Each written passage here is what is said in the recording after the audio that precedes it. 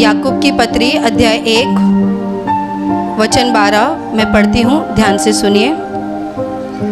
धन्य है वह मनुष्य जो परीक्षा में स्थिर रहता है, क्योंकि वह खरा निकलकर जीवन का वह मुकुट पाएगा जिसकी प्रतिज्ञा प्रभु ने अपने प्रेम करने वालों से की है। Hallelujah, hallelujah, hallelujah, hallelujah.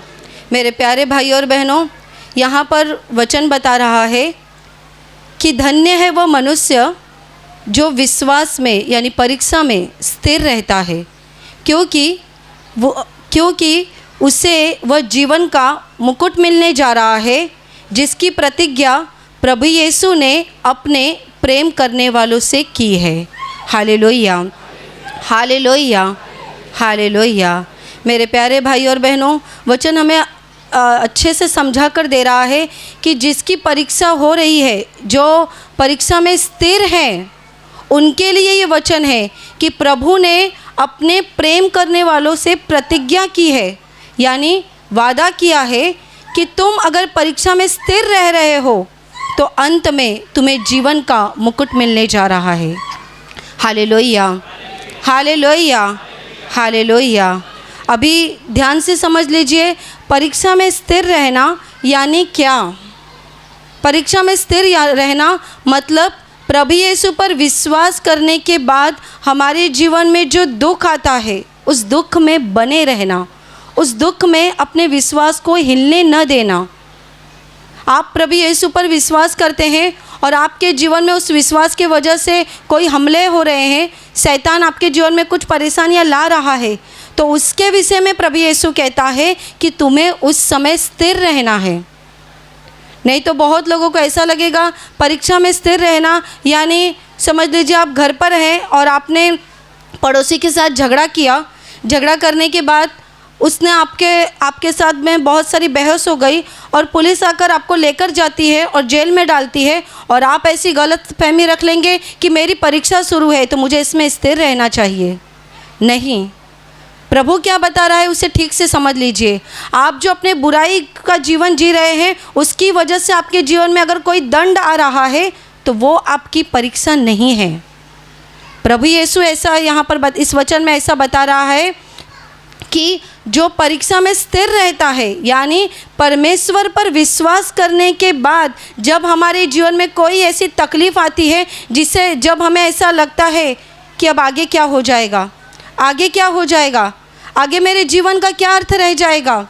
समझ लीजिए आप यहाँ प्रार्थना में आते हैं, प्रार्थना में आते रहते हैं, पर आपके घर के लोग आपको बता रहे हैं क्या फ़ायदा हो रहा है, प्रार्थना में जाकर फ़ायदा तो क्या हो रहा है, ना तुम्हारी बीमारियां निकल रही हैं, ना जीवन में तुम्हारे कुछ मुझे आशीष दिखाई दे रहे हैं। समझ लीजिए ऐसा कोई पति पत्नी है जो यहाँ प्रार्थना में आ रहा है, 10 साल हो गए उनकी शादी को, उनको बच्चे नहीं हो रहे, और ये पति पत्नी लगातार 6 महीना से प्रार्थना में आ रहे हैं पर उनको कोई भी लाभ नहीं हो रहा। उनको जो जिस कारण की वजह से वो प्रार्थना में आ रहे हैं, बच्चा उनको चाहिए, उनको संतान नहीं हो रही है, इसकी वजह से वो प्रार्थना में आ रहे हैं।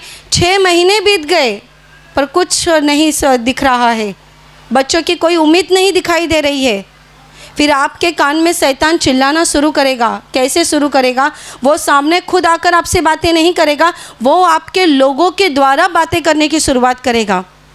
पहले आपके घर के ही लोग बोलेंगे 6 महीना हो गया, कब से प्रार्थना में जा रहे हो, अब तक तुम्हें कोई बच्चे नहीं हुए, क्या फ़ायदा है प्रार्थना में जाकर। आप उनकी बातों को नज़रअंदाज करेंगे। फिर पड़ोसी बोलना शुरू करेंगे, कहाँ जा रहे हैं? प्रार्थना में, अभी तक आपको कुछ हुआ नहीं, अब क्या प्रार्थना में जाके मिलेगा। पड़ोसी बोलना शुरू हो गया है, अभी आपका कोई करीबी व्यक्ति बोलना शुरू करेगा। क्या हो रहा है? आपके विश्वास की परीक्षा ली जा रही है। आपने जो विश्वास में पकड़ के रखा है, आप जिस विश्वास पे चल रहे हैं, उसकी परीक्षा शुरू है। और प्रभु आसमान से देख रहा है क्या आप अपने परीक्षा में स्थिर है। आपके जीवन में जो घटना शुरू है उसमें आप स्थिर हैं, क्या आप वापस से पीछे जा रहे हैं। आपके भी मन में ख्याल आने लगेगा, सच बात है, वो सच बता रहे हैं, इतना दिन हो गया प्रार्थना में जाकर, अभी भी हमें बच्चे नहीं हो रहे। अब सोचता हूँ कि प्रार्थना में जाना बंद करूँगा, घर पर बैठ के प्रार्थना करूँगा। क्या हो रहा है आपके जीवन में? आपने जो प्रभु यीशु पर विश्वास दिखाया था और उस विश्वास की वजह से आपके जीवन में जो शैतान हमले करने की शुरुआत की, उस हमले में आप भी पड़ गए हैं। Hallelujah, hallelujah, hallelujah, hallelujah. इसके विपरीत बहुत लोगों का विश्वास ऐसा रहता है, कुछ भी हो जाए हम प्रभु यीशु को नहीं छोड़ेंगे, कुछ भी हो जाए। कितने भाई बहन बताते हैं ना मंच पे, ऐसी ऐसी बीमारी हो गई, इस बीमारी की वजह से हमें बहुत तकलीफ़ें होती थी, बहुत लोगों ने बताया ये करो वो करो ऐसा करो, पर हमने अंत में बोला कुछ भी हो जाए प्रभु यीशु मुझे इससे चंगाई देगा, प्रभु यीशु मुझे इससे छुटकारा देगा। उनका क्या चल रहा है? स्वर्ग से परमेश्वर उनकी ओर देख रहा है कि मेरा बेटा क्या जवाब दे रहा है, मेरी बेटी क्या जवाब दे रही है, और आपके शब्दों के द्वारा प्रभु आपके जीवन में काम करेगा और आपके दुखों से, आपकी बीमारियों से वो आपको बाहर निकालेगा। Hallelujah, hallelujah, hallelujah, hallelujah. इसके विषय में मैं एक बहुत सुंदर घटना आपको बताने जा रही हूँ जो बाइबल में लिखा है, पुराने नियम में, अय्यूब के विषय में। अय्यूब एक ऐसा व्यक्ति था जिसकी बहुत बड़ी परीक्षा हो गई, बहुत बड़ी परीक्षा। ऐसी परीक्षा शायद दुनिया में कभी किसी की नहीं हुई होगी, क्योंकि उसकी ऐसी परीक्षा हो गई। अब बाइबल के पुराने नियम में पढ़िए, अय्यूब की किताब में, ये एक धर्मी व्यक्ति था, नीतिमान व्यक्ति, और इसके 10 बच्चे थे। इस अय्यूब को 10 बच्चे थे, उसकी पत्नी, 10 बच्चे, नौकर चाकर, घर बार पूरा भरा हुआ था। और ऐसे में ये हमेशा परमेश्वर से विश्वासु था, ईमानदार था वो परमेश्वर से। और फिर शैतान को उसके जीवन में इजाज़त मिल गई, उसके जीवन में हमले करने के लिए। मेरे प्यारे भाई और बहनों, ध्यान रखिए, हमारे जीवन में कोई बीमारी अगर आती है तो उसके 2 कारण रहते हैं, 2 कारण। पहला कारण हमारा खुद का पाप रहता है, जिसकी वजह से शैतान को अपने आप इजाज़त मिलती है हमारे जीवन में काम करने के लिए। और दूसरा होता है परमेश्वर से दी गई इजाज़त, जिसे परीक्षा कहा गया है। और यहाँ पर अय्यूब ने कोई बहुत बड़ा पाप किया था, इसीलिए उसकी परीक्षा शुरू नहीं हुई थी, तो बल्कि उसका विश्वास जो स्थिर था परमेश्वर के ऊपर, वो विश्वास जांचने के लिए परमेश्वर ने शैतान को इजाज़त दी गई थी।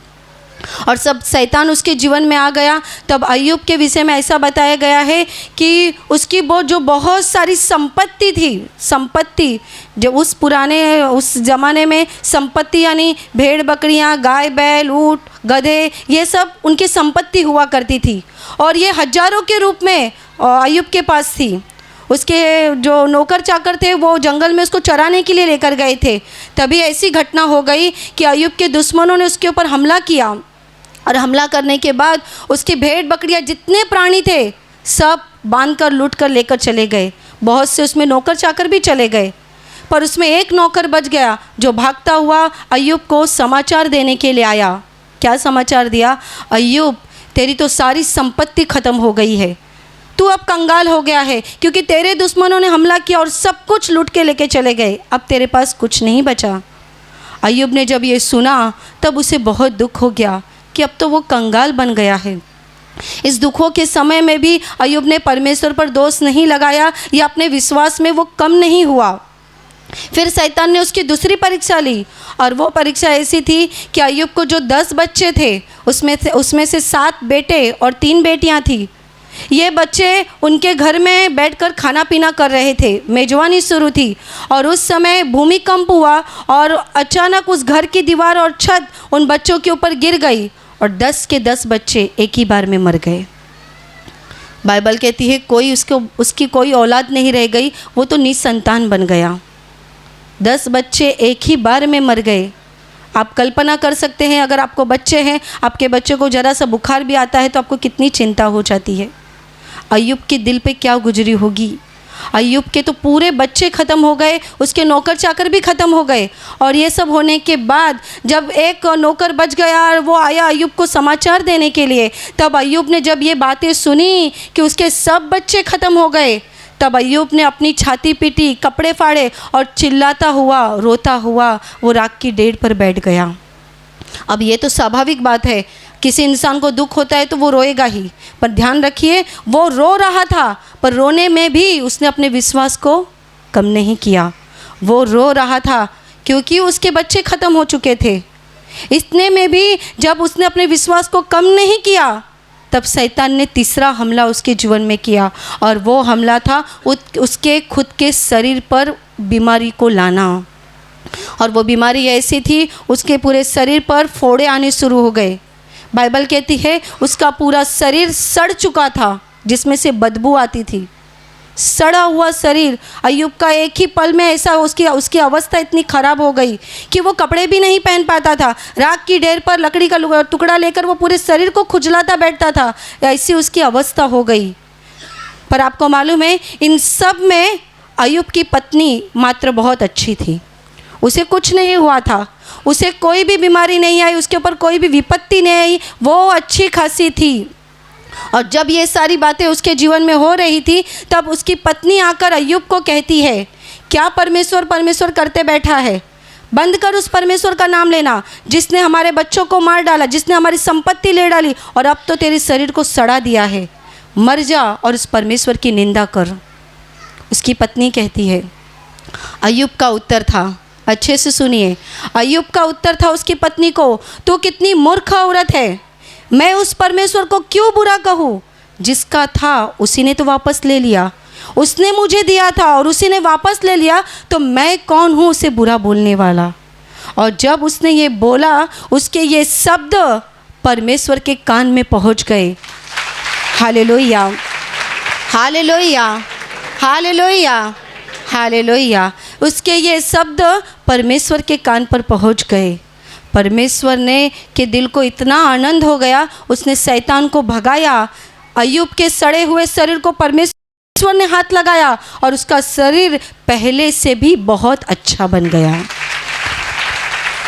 और आगे ऐसा हो गया, उसकी जितनी संपत्ति गई हुई थी, वो संपत्ति कुछ ही समय के बाद उसको दुगनी संपत्ति देकर परमेश्वर ने आशीष किया, दुगनी संपत्ति देकर। फिर उसके बच्चों का क्या? बच्चे तो मर गए थे ना। बाइबल कहती है अय्यूब को आगे जाके फिर से 10 बच्चे हो गए, 7 बेटे और 3 बेटियां परमेश्वर ने फिर से उसको देकर आशीषित कर दिया। और इसमें भी परमेश्वर ने उसको स्पेशल गिफ्ट दिया था। वो था ऐसा, अय्यूब को जो इस बार फिर से 3 बेटियां हो गई, वो बेटियों को परमेश्वर ने इतनी सुंदरता दी थी, उतनी सुंदरता पूरे देश में किसी को नहीं दी थी। क्या हो गया? अय्यूब कहाँ था, कहाँ से गिरा? जब गिरा तभी भी उसने अपने विश्वास को कमज़ोर नहीं होने दिया। इसी वजह से तो परमेश्वर के दिल को आनंद हो गया। मरने की कगार पे भी वो आकर परमेश्वर के विषय में कुछ बुरा नहीं बोलता है, और वो अपने परीक्षा में स्थिर रहता है, इसीलिए वो परीक्षा में पास हो गया। Hallelujah, hallelujah, hallelujah, hallelujah. और अब के लोग जो प्रार्थना में आते हैं, जो लोग विश्वास में बढ़ते हैं, शुरुआत में बहुत जोश में आकर गवाहियाँ देते हैं, बहुत जोश में आकर अपने विषय में परमेश्वर के बारे में बताते हैं, अपनी गवाहियाँ बताते हैं, उनके जीवन में जो चमत्कार हो गए, जो अद्भुत काम हो गए, वो सारी बातें बताते हैं। पर थोड़ा सा कुछ हो गया, परमेश्वर का हाथ छोड़ के निकल जाते हैं। कुछ ही महीना पहले एक भाई बहन हमेशा यहाँ नियमित रूप से प्रार्थना में आते थे। वो उन्होंने यहाँ पर मंच पे गवाही भी दी, उन्होंने और उनकी पत्नी ने गवाही भी दी है। ये पति पत्नी विश्वास में अच्छे थे। उनकी पत्नी को दुष्ट आत्मा की तकलीफ़ थी, वो यहाँ प्रार्थना में आती थी, बहुत कम हो गया था, उनका दुष्ट आत्मा की तकलीफ़ कम हो गई थी। अचानक से ये भाई आना बंद कर दिए, ये भाई दिखते ही नहीं थे। उनकी पत्नी का भी पता नहीं क्या हुआ, प्रार्थना में आना बंद हो गया। फिर कुछ महीने के बाद इस भाई ने फ़ोन किया। उनकी पत्नी को बहुत बड़े पैमाने में दुष्ट आत्मा की तकलीफ़ हो रही थी, जिसकी वजह से वो रात को सोती भी नहीं थी, वो रात को चिल्लाती थी और घर से बाहर निकल जाती थी, जिसकी वजह से ये भाई रात को सो नहीं पाते थे। रात भर अपनी पत्नी को वहाँ पर घर में रख के ये दरवाजे के पास बैठे रहते थे, क्योंकि पत्नी कभी भी उठती थी और घर से भाग जाती थी। ये सारी समस्या बताने के लिए उन्होंने फ़ोन किया। हमने फ़ोन उठाया और हमने उनको सवाल किया, भाई आप इतना दिन हो गए, आप प्रार्थना में नहीं आ रहे, आप प्रार्थना में क्यों नहीं आ रहे? तब उन्होंने बता दिया, क्या हुआ ना सिस्टर, हम प्रार्थना में आते ही थे। मैंने अब आप विश्वास नहीं करते क्या प्रभु पर? करते हैं, ऐसा कुछ नहीं है, प्रार्थना घर पे करते हैं, मैंने यूट्यूब पे कार्यक्रम देखते हैं, समय मिल गया तो देख लेता हूँ, नहीं तो फिर काम रहता है ना।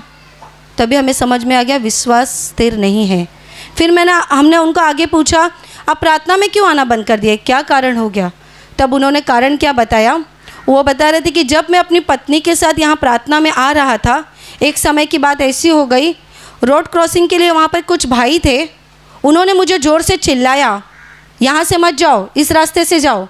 और वो चिल्लाने की वजह से मैंने भी उनको बोला कि उनके कुछ बहस हो गई आपस में। और फिर ये भाई बोलते, तभी मुझे ऐसा लगा क्या फ़ायदा है प्रार्थना में आकर, यहाँ पर ये भाई के साथ मेरा झगड़ा हो गया, ये सब हो गया, तो इससे अच्छा प्रार्थना में नहीं आऊँगा तो चलेगा ना, झगड़ा तो नहीं होगा। कहाँ है आपका विश्वास? कहाँ है आपका विश्वास? किसी व्यक्ति ने आपको कुछ बोल दिया, उसकी वजह से आप प्रभु का हाथ छोड़ दे रहे हैं, आप उस जीवन के मुकुट को छोड़ दे रहे हैं जो मरने के बाद आपको मिलने जा रहा है। बात ऐसी होती है, वो जीवन का मुकुट अभी हमें आंखों से दिखाई नहीं देता ना, इसीलिए बहुत लोगों को इस पर विश्वास करना कठिन जाता है। और कुछ लोग विश्वास भी करते हैं तो उनका थोड़ी देर में विश्वास हिलने लगता है, और बाकी की चीज़ें हमें आंखों से दिखाई देती है ना। मेरे प्यारे भाई और बहनों, आप अपने जीवन में जांचिए, आप कहाँ पर कम पड़ रहे हैं। आपको किसी की बात का बुरा लग रहा है, या आपको यहाँ की कोई बातें अच्छी नहीं लग रही, इसकी वजह से आप परमेश्वर से दूर जा रहे हैं। आपका किसी के साथ जमता नहीं, इसकी वजह से आप परमेश्वर से दूर जा रहे हैं। या आपके जीवन में ऐसा कुछ समस्या आ गई, कोई बीमारी आ गई जिसका हल अभी तक नहीं निकला, आज के दिन तक आप उस समस्या में पड़े हुए हैं, आज के दिन तक आप उस परेशानी में पड़े हुए हैं, और आप सोच रहे हैं प्रार्थना में आने का कि नहीं। अब जांचिए, आपको वो जीवन का मुकुट चाहिए कि नहीं चाहिए। बीमारी, दुख, तकलीफ़ें, ये तो जब तक हम शरीर में है तब तक ही रहेगा, तब तक ही। आप बोलेंगे आपको क्या पता बीमारी कितनी बड़ी होती है। सच है, कुछ ऐसी बीमारियां हैं जिसके विषय में हम नहीं जानते, उसका अनुभव हमें नहीं है, पर हम इतना ज़रूर जानते हैं कि जो जीवन हमें यहाँ पर मिला है वो बहुत कम जीवन है, बहुत कम। ज़्यादा से ज़्यादा हम कितना जिएंगे? 50 साल, 60 साल, 70 साल, इसके आगे कितना जिएंगे? पर मेरे प्यारे भाई और बहनों, इसके बाद का जो जीवन हमें मिलने जा रहा है, वचन कहता है वो अनंत काल का जीवन हो जाएगा। अनंत काल, वो 1 साल के लिए नहीं रहेगा, 100 साल के लिए भी नहीं रहेगा, अनंत काल का जीवन। और उस अनंत काल के जीवन में प्रभु यीशु अपने ऊपर प्रेम रखने वालों को वचन देता है कि अगर तुम परीक्षा में स्थिर रहे तो मैं तुम्हें जीवन का मुकुट दूंगा। Hallelujah, hallelujah, hallelujah, hallelujah, hallelujah. नए नियम में हम स्टेफन के विषय में पढ़ते हैं। स्तिफनुस, ये जो प्रभु यीशु का एक चेला होकर गया, प्रभु यीशु पर विश्वास करने वाला होकर गया, इसके विषय में ऐसा बताया है कि जब ये प्रभु यीशु के बारे में दूसरों को बता रहा था, तभी उन लोगों ने डाह में आकर, गुस्से में आकर स्तेफनुस को पकड़ा और उसको बांधकर उस पर पत्थरवाह किया गया। जब उसके ऊपर पत्थरवाह किया जा रहा था, तभी भी स्तेफनुस ने अपना विश्वास नहीं छोड़ा। पत्थरवाह करना कितनी भयानक बात है। पत्थर की थोड़ी सी ठेस भी हमें लगती है तो कितना दर्द होता है। स्तेफनुस को पत्थर मार के उसका प्राण निकाला गया। और उस समय जब उसे पत्थर चालू था, उसके ऊपर पत्थर मार रहे थे, तभी लहूलुहान होकर उसने अपनी आंखें स्वर्ग की तरफ करके देखी। तभी उसे ऐसा दिखा कि प्रभु यीशु खड़ा है और अपने हाथों को फैलाए हुए स्तेफनुस का स्वागत कर रहा है। और उसने बताया कि मैं प्रभु यीशु को आसमान में देख रहा हूँ। इससे उसने सिद्ध किया कि वो अपने विश्वास में स्थिर रहा, मरते दम तक स्थिर रहा। इसीलिए अंत में उसे जीवन का मुकुट देने के लिए प्रभु यीशु दरवाजे पे खड़ा हो गया। Hallelujah, hallelujah, hallelujah, hallelujah, hallelujah. आप ये मत सोचिए कि मेरे जीवन में ये सारी समस्याएं कब ख़त्म हो जाएंगी। आप समस्या के लिए प्रभु यीशु के पास आ रहे हैं, समस्या जीवन भर चलती रहेंगी। एक बीमारी निकल गई ना, कुछ महीने के बाद दूसरी कुछ समस्या आ जाएगी। आपको क्या लगता है जीवन में आपने प्रभु यीशु का स्वीकार किया तो सब कुछ अच्छा ही हो जाएगा? नहीं, आपने उल्टा प्रभु यीशु का स्वीकार किया है ना, तो दुनिया के लोगों ने जो प्रभु यीशु का स्वीकार नहीं किया, उनसे कठिन हमारा रास्ता बन जाता है। ध्यान रखिए, प्रभु यीशु पर जो लोग विश्वास नहीं करते उनका रास्ता कठिन नहीं है, क्योंकि उन्हें प्रभु के मार्ग पे चलना ही नहीं है। उनके लिए कोई उम्मीद ही नहीं है। वो अच्छा कर रहे, बुरा कर रहे, कोई उम्मीद नहीं है।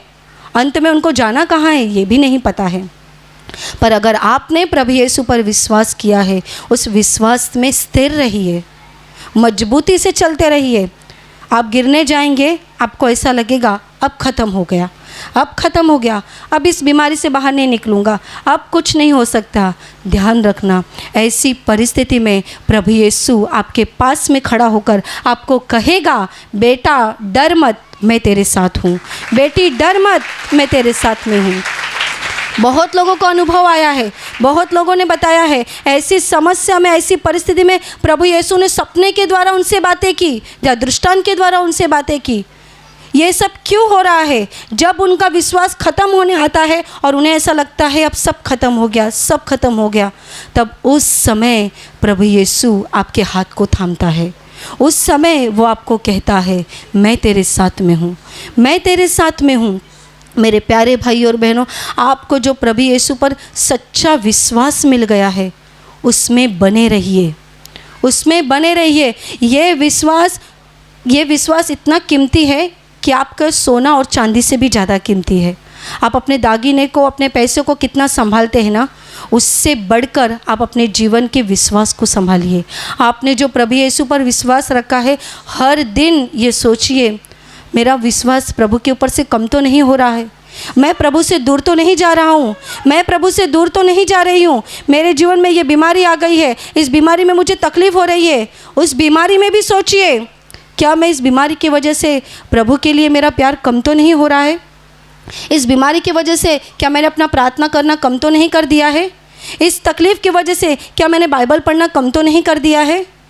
अगर आपने प्रार्थना करना कम कर दिया है, अगर आपने बाइबल पढ़ना कम कर दिया है और आप प्रार्थना में भी कम आने लगे हैं, तो ध्यान रखिए, आप अपने विश्वास से पीछे जा रहे हैं, आप अपने विश्वास से पीछे जा रहे हैं। इसीलिए तो कहते हैं, सुख में प्रभु को धन्यवाद देना बहुत बड़ी बात, कोई बड़ी बात नहीं है। आपके जीवन में अच्छा हो गया, हाथ उठाकर हालेलुया बोलना, प्रभु को धन्यवाद देना, इसमें कोई बड़ी बात नहीं है, ये कोई भी करेगा। आपको नौकरी मिल गई तो धन्यवाद देना कोई बड़ी बात नहीं है। पर आपकी नौकरी चली जा रही है, अब घर में खाने के भी वांदे होने लगे हैं, घर में खाने की भी परेशानी शुरू हो गई है, उस समय हाथ उठाकर धन्यवाद देना ये बहुत बड़ी बात है। उस समय हाथ उठाकर प्रभु को धन्यवाद देना बहुत कठिन बात है। आपके जीवन में ऐसी समस्या आ गई है, आपको कर्ज वाले बहुत परेशान कर रहे हैं, घर में कुछ भी खाने को नहीं है, बच्चों की फ़ीस भरनी है, और ऐसी बुरी परिस्थिति में भी प्रार्थना करना ये भी बहुत बड़ी बात है। ऐसी परिस्थिति में प्रार्थना में आना ये भी बहुत बड़ी बात है। मेरे प्यारे भाई और बहनों, आज जांचिए, आप ज़रूर एक बार अय्यूब के विषय में अय्यूब के विषय में पढ़िए। इसे पढ़ने से आपका विश्वास बढ़ जाएगा। इतनी भयानक उसकी अवस्था हो गई थी, सोचिए ज़रा उसकी अवस्था क्या थी और प्रभु ने उसे फिर से क्या दे दिया। ऐसे ही उसको फिर से 10 बच्चे हो गए क्या? आसान बात है।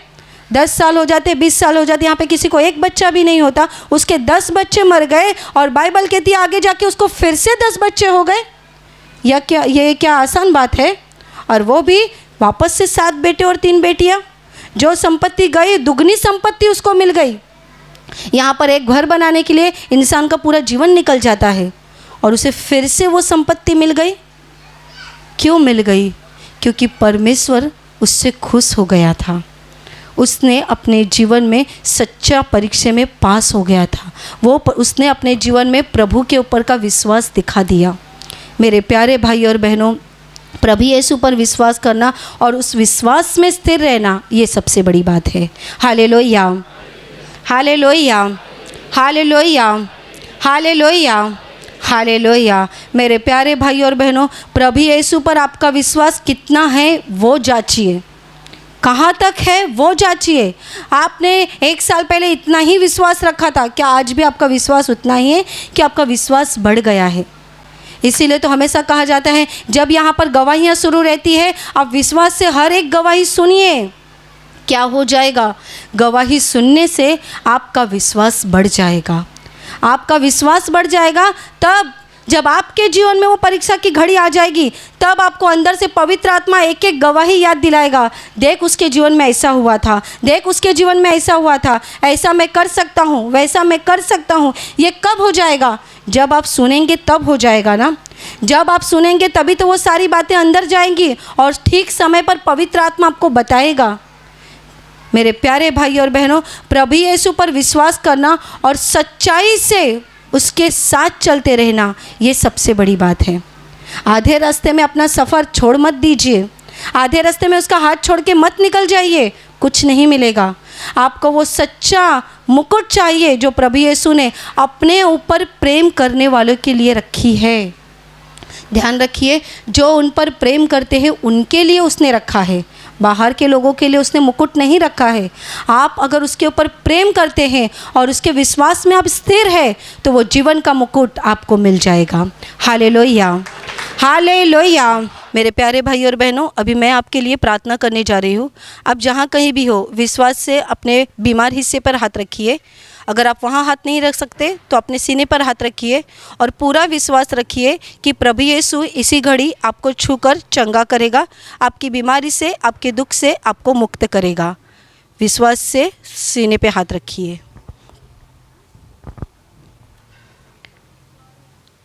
आपके शरीर की सारी बीमारियां इसी समय प्रभु यीशु के नाम से निकल जाए। आपके जीवन के सारे दुख प्रभु यीशु के नाम से इसी घड़ी निकल जाए। आपके शरीर में जो कुछ तकलीफ हो रही है, वो सारी तकलीफों से प्रभु यीशु आपको मुक्त करें। आपके शरीर में, आपके जीवन में होने वाली सारी तकलीफों से प्रभु यीशु आपको छुटकारा दे।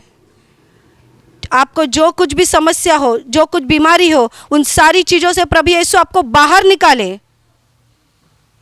जिनको नौकरी नहीं उनको नौकरी मिले, जिनको घर नहीं उनको घर मिले, जिन्हें बच्चे नहीं उन्हें बच्चे हो जाए, जिनके जीवन में शैतानी शक्ति ने पकड़ के रखा है, उन सारे शैतानी शक्ति से प्रभु यीशु आज आपको मुक्त करे। सारे दुष्ट आत्माओं से प्रभु यीशु आपको छुटकारा दे।